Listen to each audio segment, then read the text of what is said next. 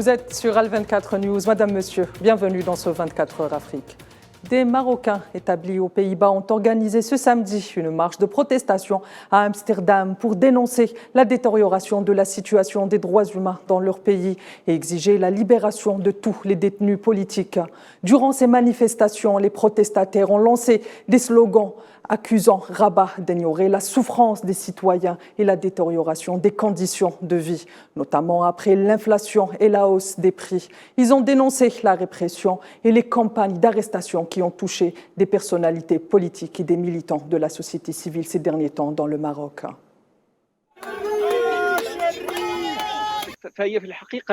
En vérité, cela survient comme réaction contre le régime marocain, qui a encore kidnappé un de nos amis, résidant dans cette région. Nous avons essayé d'exploiter cette initiative, ainsi que ce timing, pour nous solidariser encore une fois activement avec nos camarades incarcérés dans les prisons de la honte. De son côté, l'Association pour la protection des détenus sahraouis a dénoncé l'expulsion illégale de l'avocate française Elise Tollet du Maroc. L'avocate devait rencontrer ses clients, des prisonniers sahraouis du groupe de Khdimezik, emprisonnés depuis 2017 dans les geôles de l'occupant. Kherdine Batache. C'est un nouveau cri d'alerte que lance la Ligue pour la protection des prisonniers sahraouis dans les prisons marocaines. L'expulsion illégale d'Elise Tollet, avocate des détenus sahraouis du groupe dit de Khdimezik, détenus de façon arbitraire dans les geôles de l'occupant depuis 2017, provoque un tollé général. Ensuite, on a essayé d'aller à l'Ayoun pour rencontrer les familles des prisonniers qui sont sur l'Ayoun. On a donc pris un taxi et arrivé... Voilà, juste avant le passage au Sahara occidental, on a été contrôlé et on m'a demandé de descendre du taxi pour être redirigé selon les termes de la personne qui ne s'est pas présentée, qui n'était pas en uniforme ni rien, mais qui m'a indiqué que j'étais redirigée vers le nord. Et donc voilà, donc là je suis à Agadir et je vais rentrer en France puisque j'ai pas pu avoir accès ni aux prisonniers politiques, ni à leur famille, étant donné que voilà, le Sahara occidental est un territoire interdit aux étrangers. Les prisonniers civils sahraouis du groupe Khdimezik sont incarcérés dans plusieurs prisons marocaines après avoir été condamnés à de peines allant de 20 ans de réclusion à la perpétuité au terme de procès iniques dépourvus de garantie d'équité, de l'aveu même de plusieurs ONG internationales. Les défenseurs des droits du peuple sahraoui seraient-ils persona non grata dans le royaume? La réponse est oui. En effet, les autorités judiciaires et pénitentiaires marocaines n'en sont pas à leur coup d'essai. Plusieurs juristes étrangers ont été chassés à plusieurs reprises du Maroc, comme ce fut le cas en 2016 lorsqu'un groupe de franco-belgo-espagnols de défenseurs des prisonniers sahraouis a été interpellé, puis expulsé. Les juristes en question s'apprêtaient à tenir une conférence de presse pour dénoncer l'injustice subie par les détenus. Rappelons que les mêmes faits se sont reproduits en 2017 ou encore en 2019 lorsqu'un collectif d'avocats espagnols de la militante et journaliste sahraoui Naziha El Khalidi a subi le même traitement. Et c'est aujourd'hui le coup d'envoi de la 14e édition de la Coupe d'Afrique des Nations des U17. Accueillie par l'Algérie, une cérémonie d'ouverture qui a vu la participation de plusieurs artistes algériens. Des performances qui ont ravi les heureux spectateurs sur place au stade Nelson Mandela, mais aussi les téléspectateurs d'Al24 News. L'Algérie a mis tous les moyens pour le confort des équipes qualifiées au tournoi. Les matchs se dérouleront dans 3 villes du pays, Alger, Annaba et Constantine. Et s'étaleront sur 20 jours, soit du 29 avril au 19 mai. La Coupe d'Afrique des Nations des moins de 17 ans a été créée en 1995 et alors tenue au Mali et organisée par la Confédération africaine de football tous les 2 ans. Et c'est ce soir même, en ce moment même, au stade Nelson Mandela à Alger que se déroule la première rencontre de cette compétition. Et elle oppose le pays hôte, donc l'Algérie, à la Somalie. Le score, en ce moment, à la première mi-temps, est de 1-0 en faveur de l'Algérie.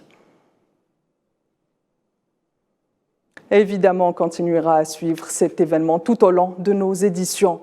Et dans un autre registre, dans le dossier soudanais, plus de 2 semaines après le début des affrontements entre l'armée du pays et les forces de soutien rapide, la désescalade ne semble pas être au rendez-vous.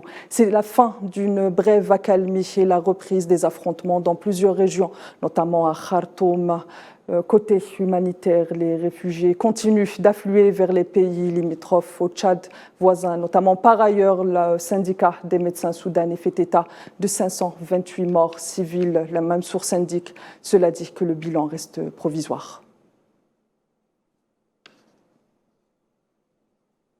Au Mali, la capitale Bamako a été le théâtre de nouvelles manifestations. Ils étaient des centaines à avoir exprimé leur volonté en faveur du départ de la mission multidimensionnelle des Nations Unies pour la stabilisation du Mali. En plus des manifestations, un meeting a été également tenu à Bamako. Toujours, la MINUSMA est présente au Mali depuis 2013. Elle compte 12 237 militaires et 1 598 policiers.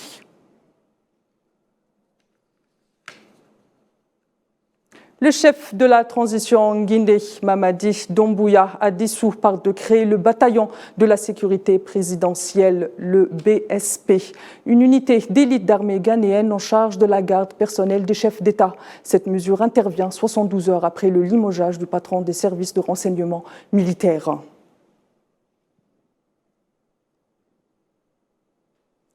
Au Togo, en vue des prochaines élections législatives et régionales, un recensement électoral biométrique destiné à l'établissement d'un fichier électoral fiable et crédible a été mis en place et même lancé ce samedi. Le recensement donne le droit à une carte d'électeur afin d'être autorisé de voter à l'occasion de ces échéances.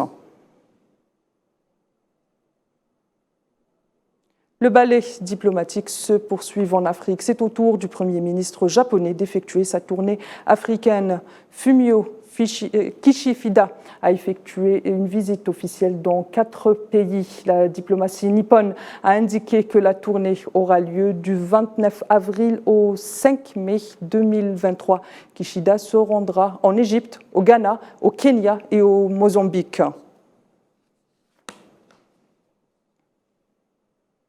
Et un mot du 7e art avant de clore cette édition où en Algérie, les assises de l'industrie cinématographique ont été lancées aujourd'hui au Centre international des conférences Abdellatif Rahal à Alger. Après plusieurs sessions organisées dans plusieurs wilayas du pays, la ministre de la Culture et des Arts a ouvert l'événement qui a vu la présence d'un parterre de ministres ainsi que celle d'Ahmed Rachdi, conseiller à la présidence chargée de la culture et de l'audiovisuel, aux côtés de professionnels du 7e art.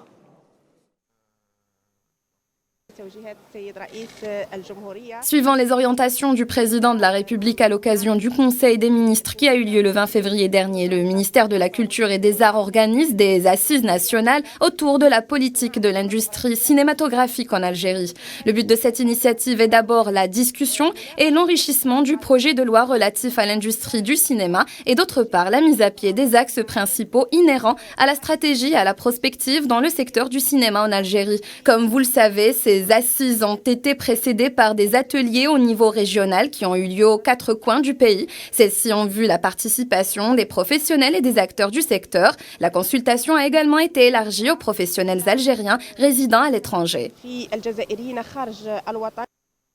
Madame, Monsieur, c'est ainsi que s'achève ce 24 heures Afrique. L'info continue sur l'ensemble de nos plateformes digitales. Quant à moi, je vous donne rendez-vous ce soir pour Cap sur l'Afrique, votre rendez-vous hebdomadaire avec les questions africaines. À tout à l'heure.